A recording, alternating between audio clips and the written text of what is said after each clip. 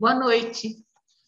Boa noite. Em nome da Associação Brasileira de Nutrologia, agradeço a sua presença, pós-graduando do CN Nutro e do CENEP, nesta live exclusiva para você, com discussão de caso clínico, que é realizada às terças-feiras, às 19h30.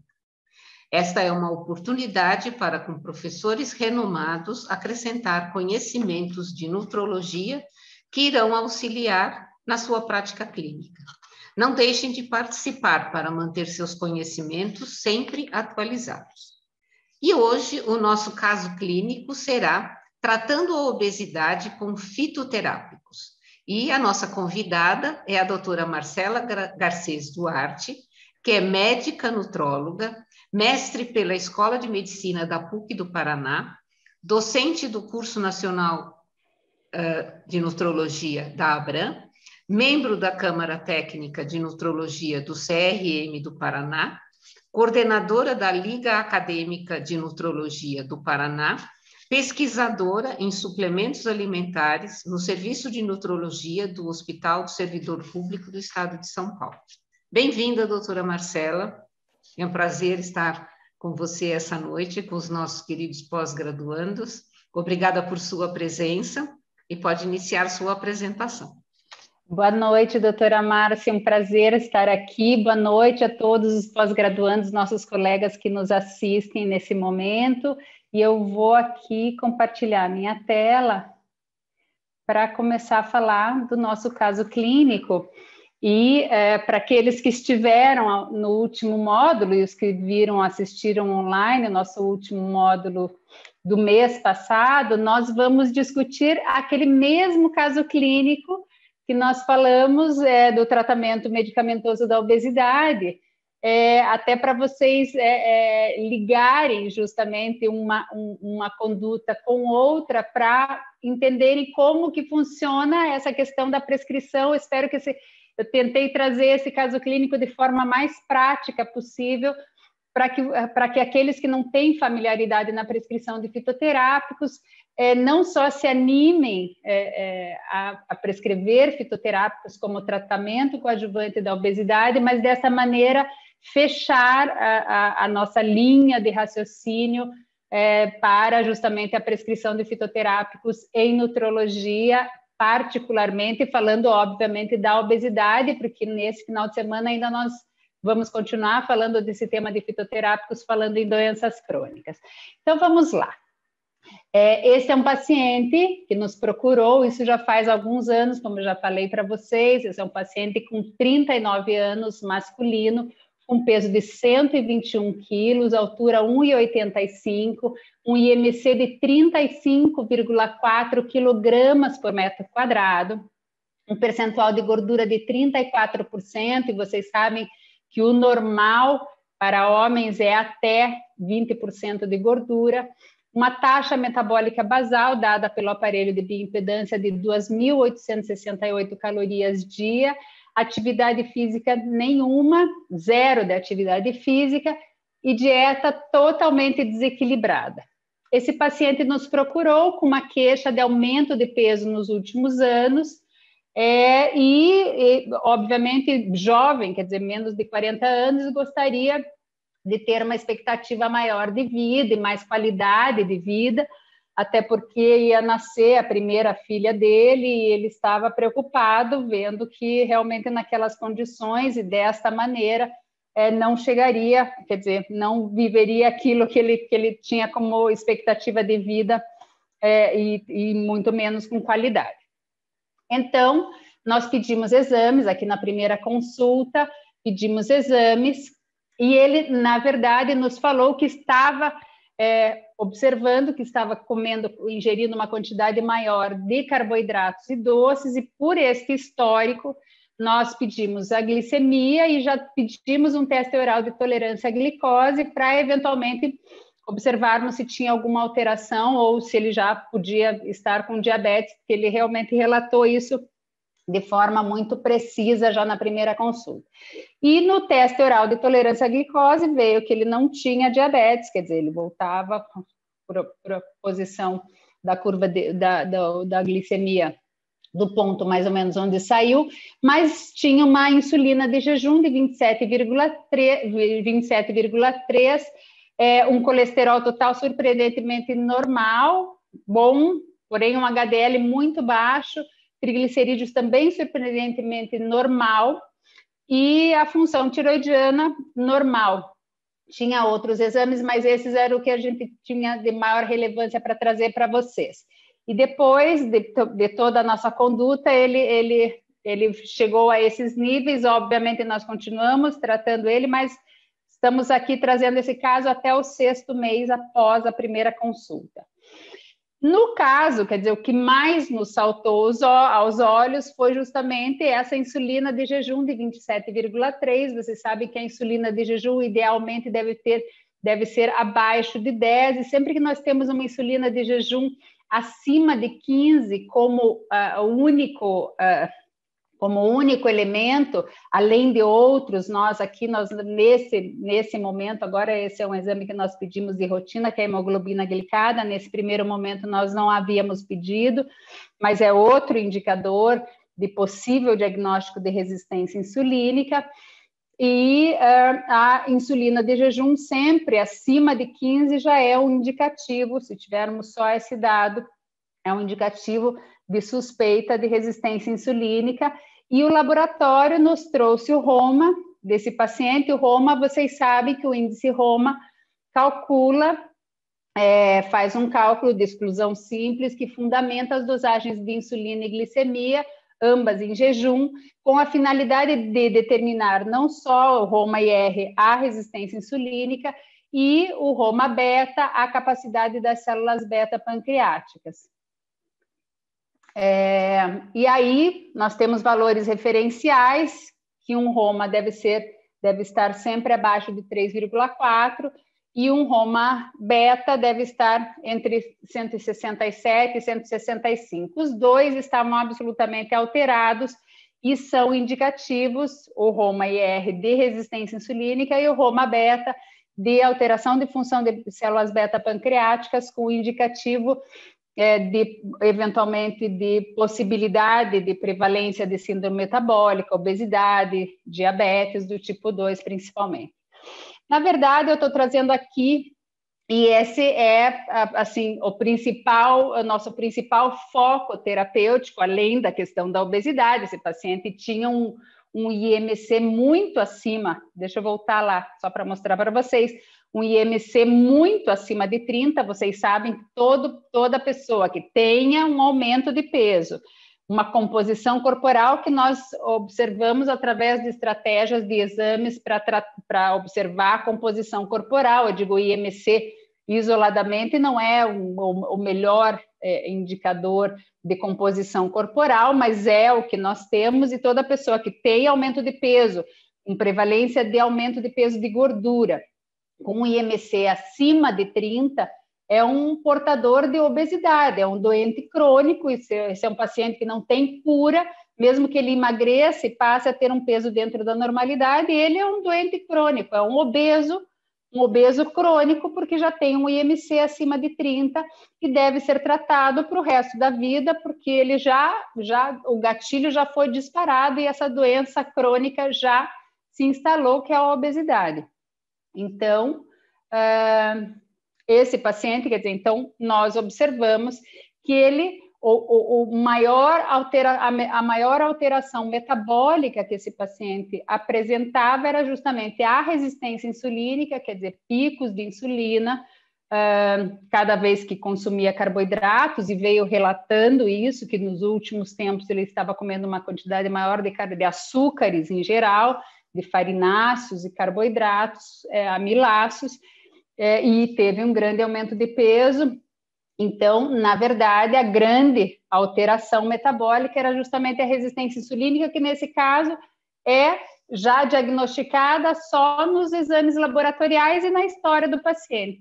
Porém, eu trago aqui para vocês, e vou deixar para o pessoal da TI, para vocês lerem, esse estudo aqui, publicado na Nature agora em abril, trouxe, já nos sinalizou que a queda de glicemia pós-prandial em pacientes. Esse foi um estudo muito robusto, feito com mais de 71 mil pessoas, indivíduos, que, ditos normais em termos de glicemia, dos níveis glicêmicos e de insulina, tanto em jejum e até 2 horas, controlado com curva de glicemia, esses pacientes ditos normais, agora também em função de alteração emocional, com essas questões de pandemia, relatavam um aumento do apetite, justamente e sem ter nenhuma alteração nos níveis de glicemia nos momentos em que nós frequentemente analisamos, tanto no jejum como até 2 horas depois. Porém, essas pessoas foram analisadas em curvas de até 4 horas e observou-se que pessoas que, mesmo com níveis normais de glicemia, se tinham, a partir de 2 horas, entre 2 e 4 horas após o consumo de alimentos ricos em açúcares, se apresentavam uma queda brusca da glicemia. Mesmo as pessoas ditas normais tinham um aumento do consumo de alimentos, um aumento do apetite, por causa única e exclusivamente dessa queda da glicemia.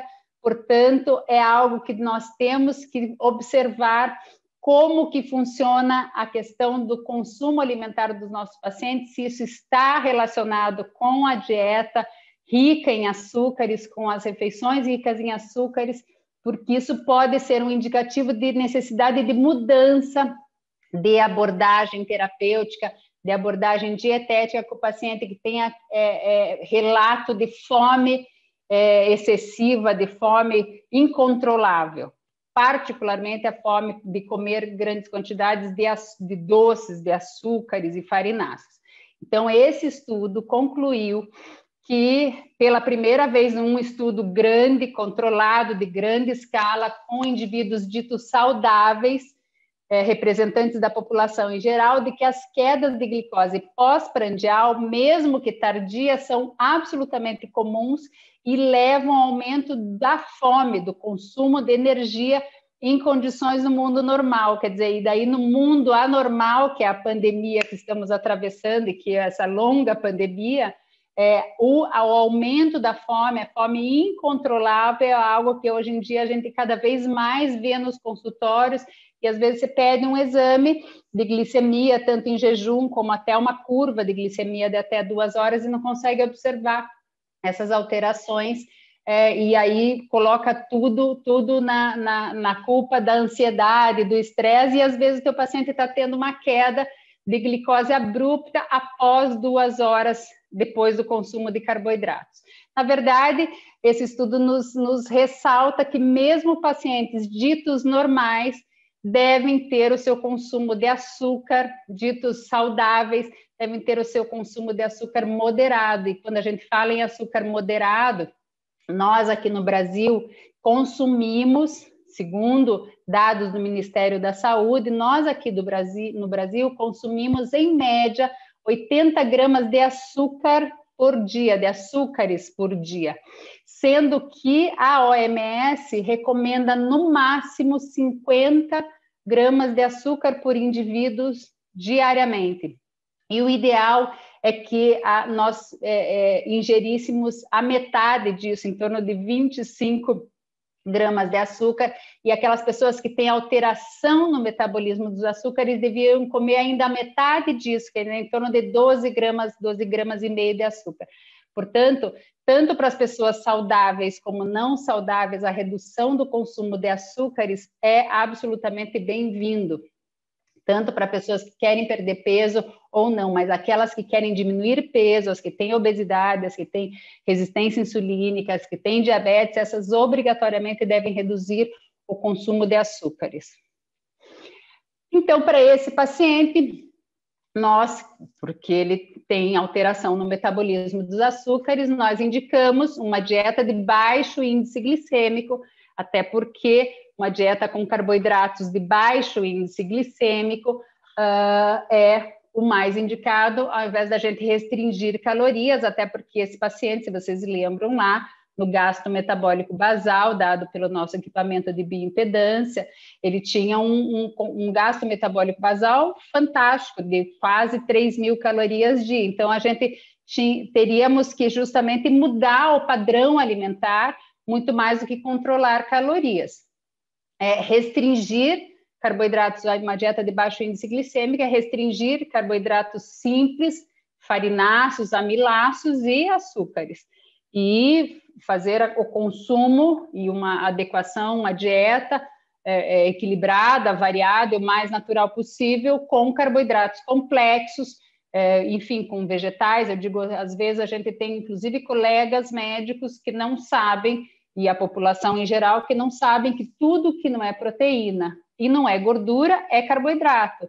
Então, aquilo que não é açúcar, aquilo que não é carboidrato simples e não é proteína nem gordura, é carboidrato. Então, os vegetais folhosos, as frutas, os tubérculos, os legumes, tudo isso são carboidratos, e carboidratos absolutamente saudáveis que devem estar inseridos numa dieta.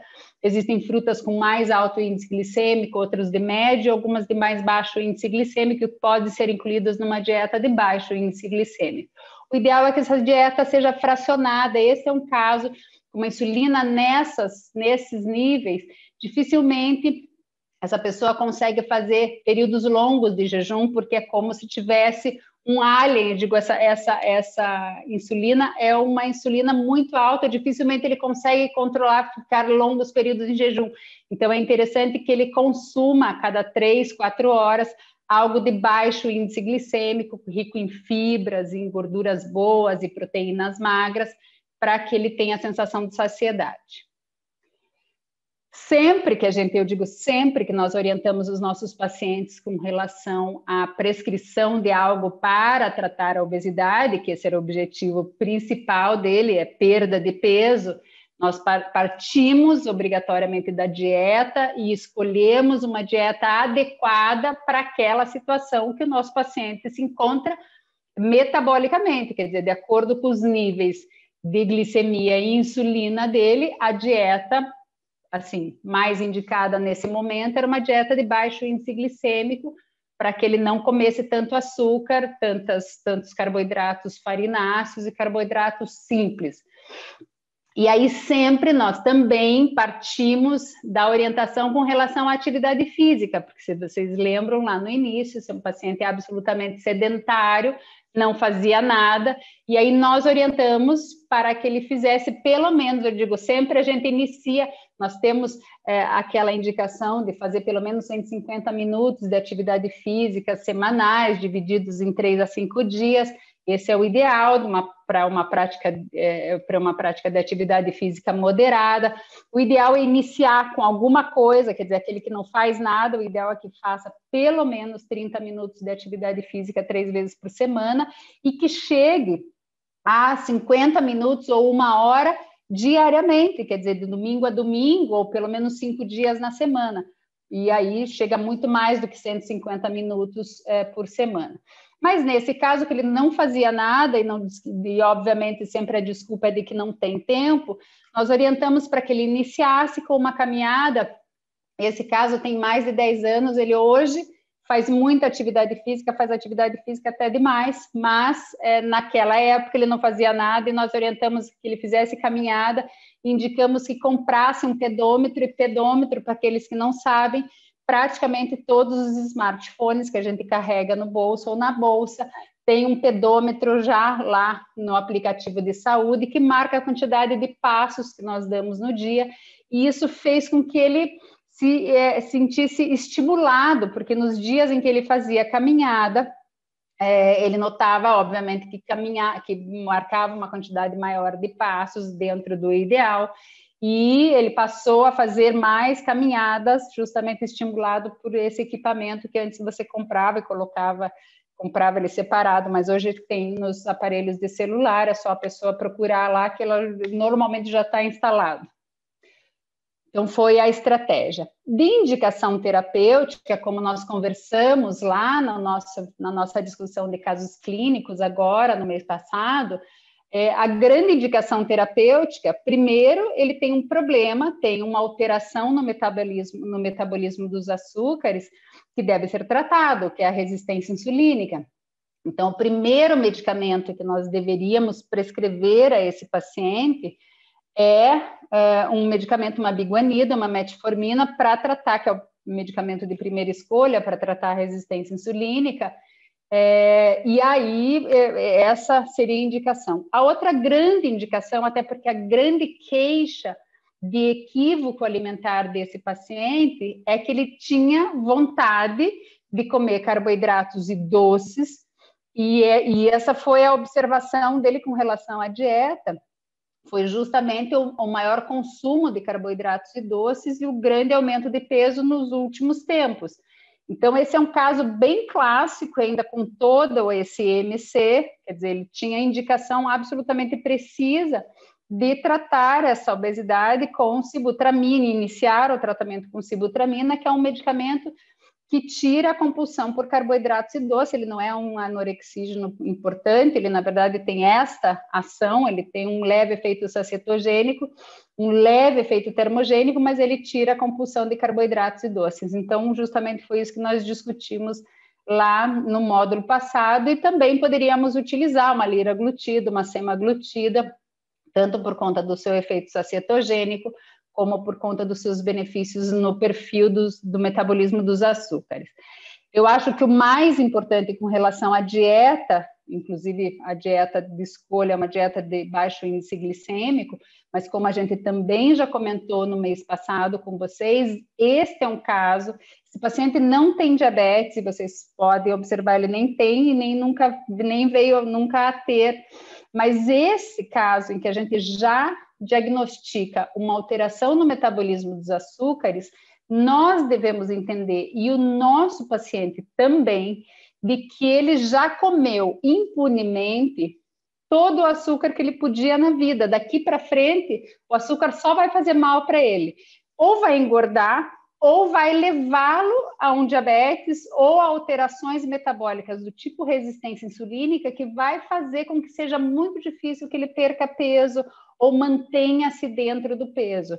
Então, retirar o açúcar temporariamente, isso é algo que não deve ser estimulado, porque eu digo, infelizmente, nós vemos colegas que, inclusive, tratam diabetes, que é uma situação, obviamente, muito mais grave e absolutamente crônica e sem cura, muitas vezes utilizando apenas o medicamento e nem passam pela orientação dos seus pacientes de cortar a relação com o açúcar, de simplesmente parar de comer açúcar. Então, a gente vê o que nós, infelizmente, vemos muito por aí, são pessoas, eu digo principalmente as senhorinhas, que tomam um hipoglicemiante oral para poder comer um docinho, o que é um absurdo total, porque essa pessoa vai fatalmente evoluir para o segundo, para o terceiro medicamento e vai com certeza precisar insulinizar muito antes, em termos de anos, do que precisaria insulinizar caso ela mudasse, ou essa pessoa mudasse o seu comportamento alimentar.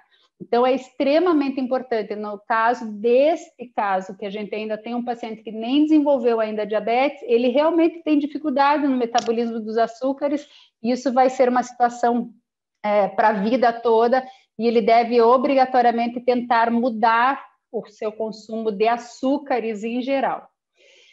E essa era a indicação terapêutica com medicamentos convencionais, porém, se vocês lembram lá da nossa primeira aula de fitoterápicos e obesidade, quando a gente fala quando que nós devemos prescrever fitoterápicos para o tratamento da obesidade, justamente os fitoterápicos são indicados ou quando há contraindicação de fármacos sintéticos, que muito assim, normalmente ou a pessoa usa outro tipo de medicamento que tem incompatibilidade ou não atinge um IMC que nos dê respaldo legal, inclusive, para prescrever medicamentos anti-obesidade. E o segundo fator é a vontade do paciente. E esse paciente, mesmo com 121 quilos, com tudo isso, 35 de IMC, obeso, sentou na minha frente na época e me disse que não queria tomar medicamento anti-obesidade. Ele me deu vários motivos, e se eu prescrevesse para ele uma sibutramina na época, ou seja lá, qualquer outra coisa que eu decidisse prescrever, ele não iria tomar. Então, quando o teu paciente já chega com essa história de que ele não quer tomar medicamento anti-obesidade, eu não gostaria, mas ele não quer tomar medicamento anti-obesidade, mas também não quer sair de lá só com uma orientação dietética, ele quer que você faça alguma coisa. E aí, neste caso, os fitoterápicos são muito bem empregados, desde que a gente consiga atender às necessidades dos nossos pacientes. E quando há necessidade de associações, como eu já também falei para vocês, quer dizer, os fitoterápicos podem ser associados tanto entre eles, como entre eles e todos os medicamentos sintéticos que nós temos, quer dizer, os convencionais que nós temos disponibilidade de prescrição. Então, vamos lá, pôr a nossa cabeça para funcionar e pensar o que nós poderíamos prescrever para esse paciente. Nós lembrem lá da nossa primeira aula de obesidade, de fitoterápicos e obesidade. Vocês lembram que a Gymnema silvestre é um fitoterápico que tem como princípio ativo principal o ácido gimnêmico, que tem uma atividade de redução dos níveis de glicose plasmática e uma atividade insulinotrópica e insulinomimética. Então, ela melhora, a Gymnema silvestre melhora a atividade da insulina, além de ter uma leve atividade regenerativa de células beta-pancreáticas. E a Gymnema silvestre, vocês lembram que ela tem um outro princípio ativo, que são as gurmarinas, que ocupam as papilas gustativas pelo período de mais ou menos 1 hora, alterando o sabor agradável dos alimentos doces. Então, diminui a compulsão por doces, eu digo principalmente em mulheres, em período de tensão pré-menstrual, em período de mais ansiedade, eu falo em mulheres, porque normalmente nós mulheres somos mais compulsivas para doces, apesar de nós termos, assim, por exemplo, um caso desse, que a pessoa tem uma insulina altíssima, dessa ela tem vontade de comer carboidratos e doces o dia inteiro, mesmo que ela não goste muito de doces, aí ela tem vontade de comer açúcares provenientes de carboidratos farináceos, mesmo que tenham um sabor salgado. Então, a dose da Gymnema é de 200 a 1.200 calorias, de 250 a 1.200 miligramas dia, que podemos dividir ao longo do dia. Ela não tem nenhum efeito no sistema nervoso central, o efeito dela é absolutamente metabólico e seria muito bem indicado nesse caso. O Crocus sativus, que é o açafrão verdadeiro, também seria interessante, ele tem um efeito anti-snacking. Então, assim, esse é o principal efeito do Crocus sativus, ele é assim, para aquela pessoa que tem vontade de não só comer doce, ou seja, qualquer alimento, mas que não come muito as refeições e belisca o tempo todo. Esse é um paciente que nos disse que ele não beliscava entre as refeições e tomava café da manhã, almoçava e jantava, principalmente almoçava e jantava, e no período entre as refeições não beliscava o tempo todo, mas se comesse alguma coisa, comia com açúcar, tomava café com açúcar, tudo, comia um docinho, alguma coisa, e tomava café com açúcar. Então, não seria muito indicado o Crocus sativus, que seria algo que nós pensaríamos para alguém que tivesse com vontade de comer doce o dia todo, o tempo todo. O Phaseolus vulgaris é a faseolamina, tenho como princípio ativo principal a faseolamina, que é um extrato de feijão branco, que inibe a alfa-amilase salivar duodenal e ileal. A faseolamina é um medicamento fitoterápico que você toma junto das refeições e ela impede a absorção dos carboidratos amiláceos na sua totalidade, mais ou menos como faz o Orlistat, inibindo a absorção de gorduras ingeridas naquele momento, ele faz inibindo a alfa-amilase, diminui a absorção de todo o carboidrato amiláceo que seja ingerido. Portanto, por este efeito, reduz o aumento pós-prandial muito rápido, e as concentrações, obviamente, plasmáticas de glicose e insulina. E este seria, quer dizer, este foi um fitoterápico que nós optamos também por usar, mas seria muito interessante nesse caso, justamente porque ele relatava que comia as refeições, não fazia períodos de compulsão entre as refeições, não ficava beliscando o tempo todo, e comia grandes quantidades, não só de açúcar, mas de carboidratos amiláceos, de carboidratos farináceos, no momento das refeições. E aí, essa seria uma boa opção. A cassioplamina é um fitoterápico que tem, a Cassia-Yanomami é um fitoterápico que tem como princípio ativo a cassioplamina, que são flavonoides, que tem um efeito relativamente parecido, quer dizer, por inibirem a lipase, uma ação parecida com o orlistat, o cedilistat, que reduz a absorção da gordura ingerida, porém não na quantidade de perto de 30% da gordura ingerida, como é o caso do orlistat, porém é uma redução na absorção, ocorre uma redução na absorção da gordura ingerida, e por causa disso reduz os níveis de colesterol sérico, glicose e também ácido úrico por conta dos níveis séricos circulantes de ácidos graxos. Este fitoterápico não tem a mesma ação que tem o orlistat, e, portanto, não tem os mesmos efeitos colaterais do orlistat, mas tem alguma efetividade. Pode ser escolhido, quer dizer, no caso dele, que comia carboidratos com uma carne mais gordurosa, etc., é algo que a gente poderia lançar mão.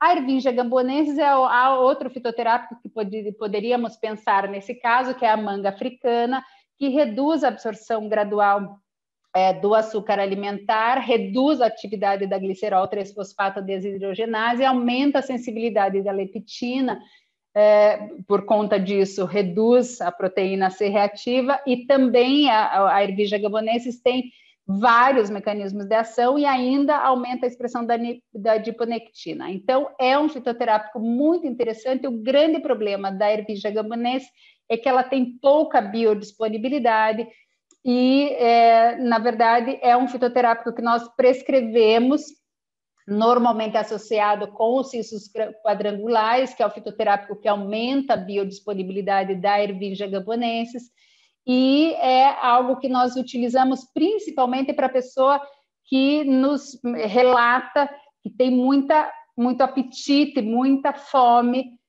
obviamente fome de carboidratos, mas muita fome às refeições. Então, é um fitoterápico de escolha nesses casos. O extrato de café verde é um fitoterápico que inibe tanto a amilase como a lipase, além de tudo, ainda tem um efeito termogênico. Então, é muito interessante, ele tem cafeína. Os extratos de café verde têm, em média, 4% de cafeína, mas como tem todos os outros constituintes, que são compostos bioativos que têm atividade farmacológica, o principal deles é o ácido clorogênico, mas nós temos vários outros ativos que, associados com a cafeína, fazem com que ela tenha uma efetividade muito parecida com a cafeína isolada, sem os efeitos colaterais da cafeína isolada, porque nós temos aqui apenas 4% de cafeína no extrato de café verde total. Então, é algo bem interessante para ser tomado mais no início do dia, porque isso pode, para aquelas pessoas que tenham sensibilidade à cafeína, causar insônia ou agitação, então ele deve ser tomado mais no início do dia.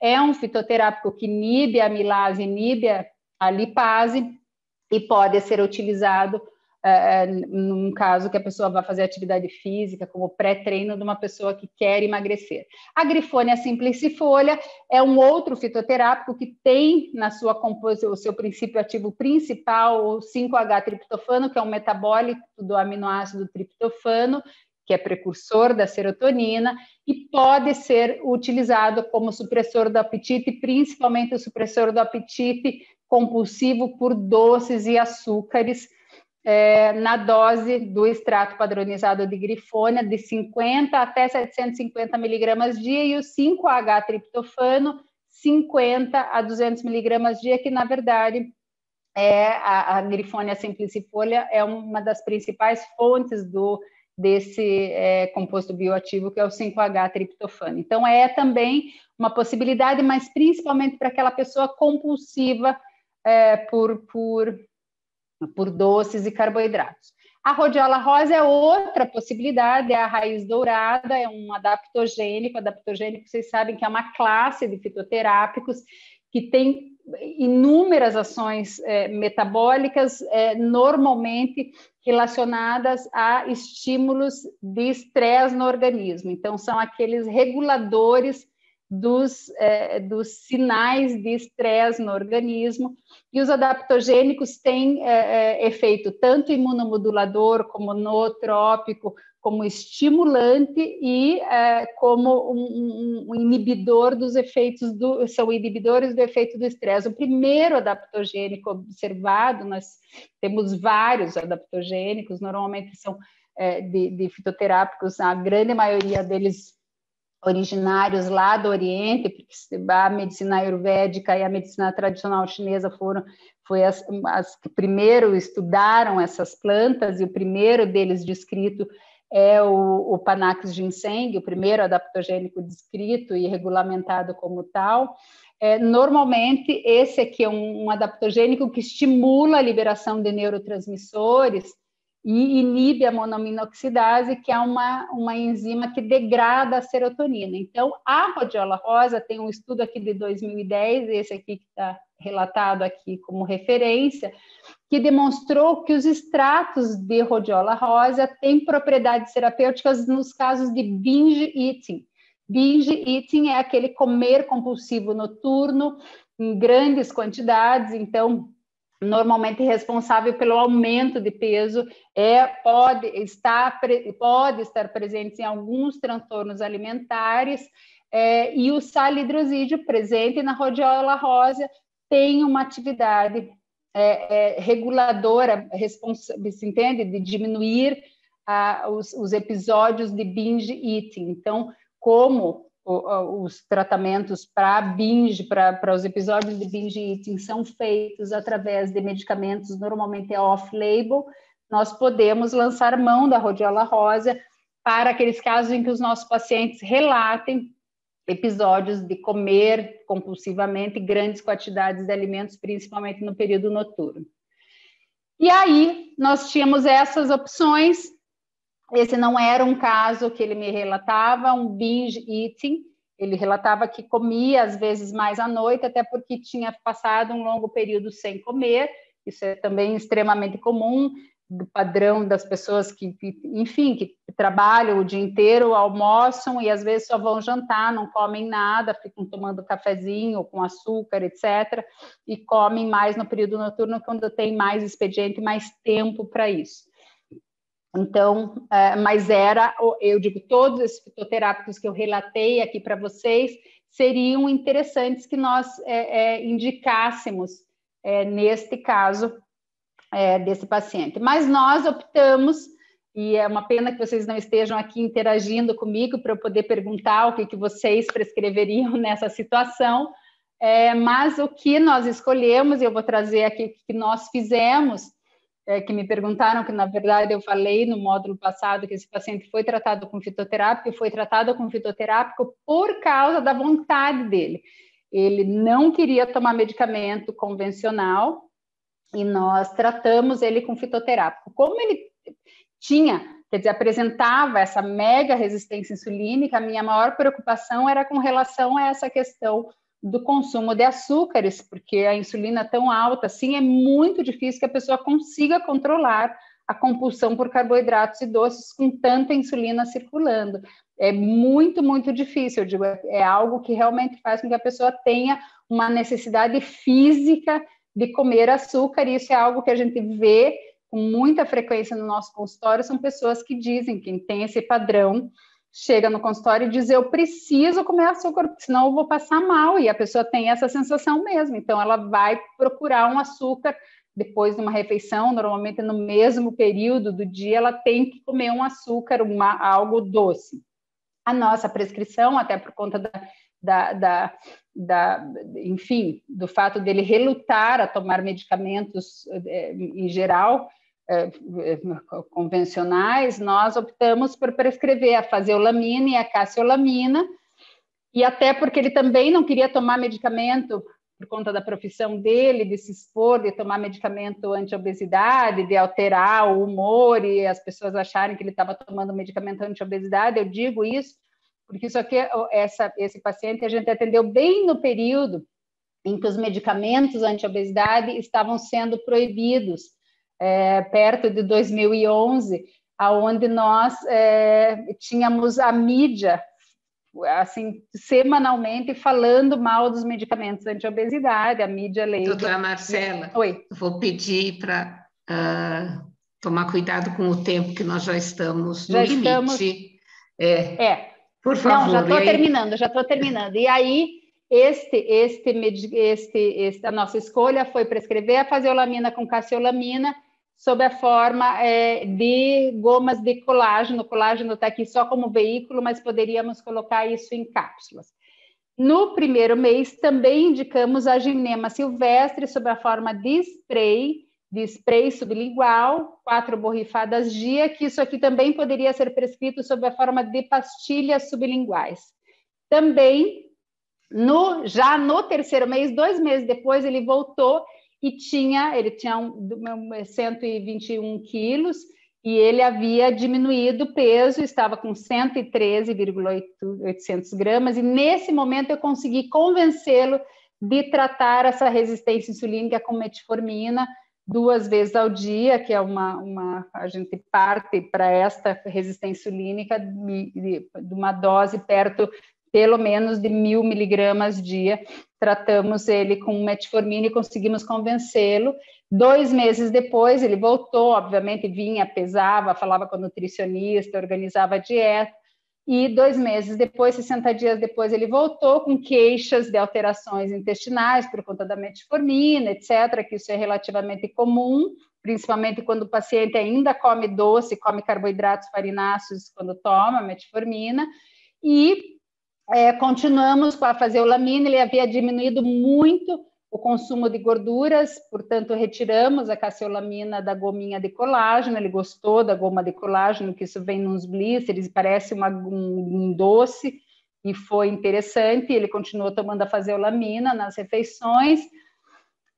O HDL dele continuava baixo, nós também utilizamos outras estratégias, ele também passou a fazer atividade física mais adequadamente. Nós indicamos o ômega 3, mas poderíamos indicar outras coisas, como o ácido nicotínico, outros medicamentos, e, obviamente, quer dizer, a mudança de estilo de vida foi o que melhorou o HDL depois, com o passar dos anos. O peso dele, 7 meses após, quer dizer, 2 meses depois desse 5º mês, já estava em 96,4 kg, portanto, um ótimo resultado, e esse paciente continua sendo meu paciente até hoje. Hoje ele tem um outro perfil, mas ele sabe, é absolutamente avisado de que ele tem obesidade, que é uma doença crônica, ele deve ser controlado, então anualmente ele vem na clínica, mas ele tem um peso absolutamente dentro da normalidade e outro estilo de vida. E isso é o que aconteceu com o nosso paciente. Eu digo assim, eu sempre trago aqui uma formulazinha, uma conduta questionável, que é justamente uma prescrição de uma fórmula emagrecedora cheia. Eu digo, dá para contar aqui o jogo dos 7, 8, 9 erros, porque eu digo assim, a gente traz esse assunto de fitoterápicos para tratar a obesidade, para que vocês não tenham esse tipo de conduta, que na verdade, infelizmente, é algo que a gente encontra muito por aí. São colegas prescrevendo esse tipo de formulação. Se depois alguém tiver curiosidade, nós estaremos juntos agora no final de semana, para a gente traçar alguns comentários sobre essa formulação, que é absolutamente verdadeira, mas totalmente equivocada. Muito obrigada pela atenção. Acho que temos pouquinho tempo para algumas perguntas. Obrigada pela atenção. Bom, doutora Marcela, pelo tempo, nós temos algumas perguntas aqui. Eu vou pedir que você seja breve nas respostas, e para tentar responder os nossos colegas. A doutora Amanda pergunta o seguinte: doutora Marcela, nós usamos o índice de Roma para rastreio de resistência à insulina somente em pessoas com alteração nos valores de insulina de jejum ou da glicose em jejum?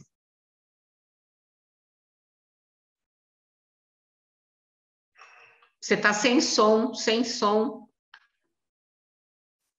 Vou voltar aqui. Bom, o índice Roma, ele, a princípio, é um índice para o diagnóstico, e, na verdade, o que vocês têm que também entender é que a resistência insulínica, nós ainda não temos consenso com relação ao diagnóstico de resistência insulínica. Nós temos um índice Roma acima de 3,4, temos a insulina em jejum acima de 15, e uma hemoglobina glicada acima de 3,7 são indicativos de resistência insulínica, mas a gente ainda não tem consenso com relação ao diagnóstico da resistência insulínica. E se a pessoa tem alteração nos níveis de glicose em jejum, nós já vamos procurar, eventualmente, diagnosticar através de uma curva glicêmica ou de um teste oral de tolerância à glicose e outros parâmetros, se esse paciente já não tem um diabetes. Ok. O doutor Rodrigo Guimarães pergunta: não seria o caso de recomendar um número menor de refeições para esse paciente, visando a perda de peso, se não possível imediatamente, talvez a médio prazo? Então, este seria um caso muito difícil para nós indicarmos de saída uma dieta, um padrão dietético do tipo jejum intermitente, por conta justamente desse altíssimo nível de insulina circulante. Então, este é um caso que, se a pessoa ficasse em jejum muito tempo, fatalmente ele teria ou cefaleia ou mal-estar, dificilmente ele conseguiria aderir a um jejum intermitente. Então, este é um caso que o ideal é que essa pessoa coma uma dieta de baixo índice glicêmico, fracionada em mais vezes, para não fazer. Mais fracionada. Exatamente, isso. Porque a tendência é ele passar mal com essa insulina altíssima. Ok. A doutora Estela Sampaio pergunta qual a dose inicial da sibutramina na compulsão por doces. A dose inicial da sibutramina é próximo a 10 miligramas. Nós temos pronto na farmácia de 10 e de 15 miligramas, mas podemos fazer na manipulação doses até menores e doses que vão aumentando a cada 1 miligrama. E a dose inicial é próximo de 10 miligramas. Apesar de sibutramina não ser fitoterápico, que é o nosso assunto do momento. Como foi citado como ação na compulsão por doces. Uhum. Doutor Luiz Roberto Queiroz parabeniza a sua aula, doutora Elandra também, e agradecemos também a presença dos nossos pós-graduandos, que está sempre conosco, a doutora Aline Andrade, a doutora Adriana Mourão, doutor Chada, que hoje esteve conosco, Paulo Gringe, doutora Rosário, e infelizmente pelo tempo nós vamos ter que nos despedir. Vamos ter que nos despedir, enfim. Eu espero ter trazido esse outro enfoque com relação ao tratamento da obesidade, que é justamente a prescrição de fitoterápicos. Eu quero que vocês não esqueçam que o tratamento de fitoterápicos é uma terapia coadjuvante, é uma terapia complementar às todas as outras terapias que nós temos que lançar mão, como dieta, prática de atividade física, medicamento convencional, e podemos associar fitoterápicos. Essa é só uma maneira de prescrever.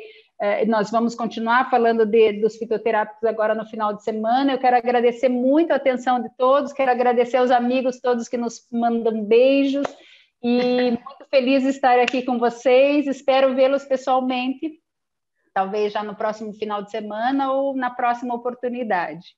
Isso, e agora na sexta-feira nós vamos nos encontrar, graças a Deus. Obrigada pela atenção de todos, obrigada, doutora Marcela, por sua excelente aula, sua excelente exposição. Obrigada, doutora Márcia. Até a próxima. Obrigada. Até a próxima. Tchau, boa noite.